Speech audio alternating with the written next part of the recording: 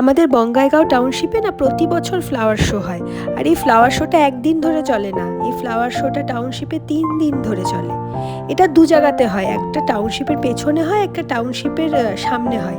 এটা শুধুমাত্র বঙ্গাইগাঁও রিফাইনারিতেই হয় এমনটা কোনো ব্যাপার না, এটা ইন্ডিয়াতে যত কটা ইন্ডিয়ান অয়েলের রিফাইনারি আছে সব কটাতেই হয়। এই ফুলগুলো প্রথমে টাউনশিপে চাষ হয়, তারপরে তার শো হয়। আবার এখানে না বিভিন্ন ধরনের কম্পিটিশানও হয়।